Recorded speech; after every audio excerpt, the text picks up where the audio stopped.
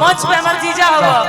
अब बड़ा रे दिनन पर दर्शन दिहलाए चंदन भड़ुआ रे रमावा ई काल कइलू हो हम तो सही तो बोले माने हम गावे कने के मारिए दिलू का कहे बबुआ कहेंगे तो कहेंगे ओरिजिनल कहो अरे बड़ा रे दिनन पर दर्शन दिहलाए चंदन भड़ुआ आयो बबोई खनाया सनन आय सियारा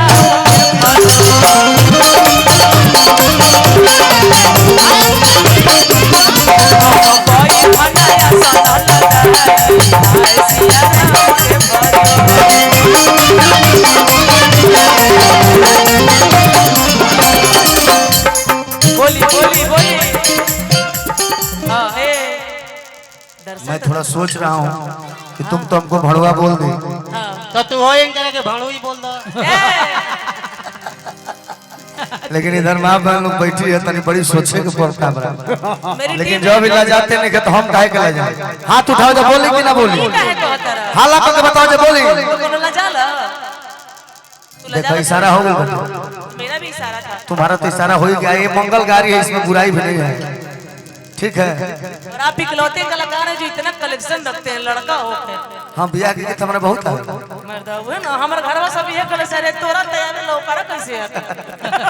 हमरा आई काहे ना भाई हम बचपन से गीत सुनल पसंद कइले बानी पहले से कि पहले पहले बलावा करत रहल एक कबया तोहर बहिनी खेलारी एक कबया तोहर बहिनी खेलारी हाय राम रोकेली मोटरुआ हाय राम रोकेली मोटरुआ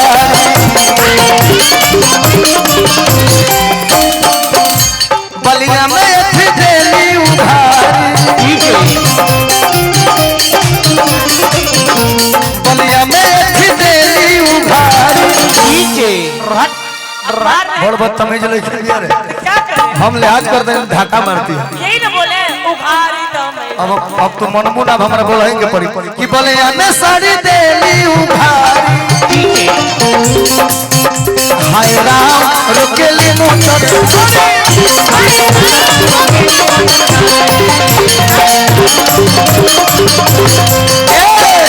बाबू सुनो सा ए बाबू की आवारा के देली मोबाइल नंबर आवारा के देली हिंदू के छोड़ मुसलमान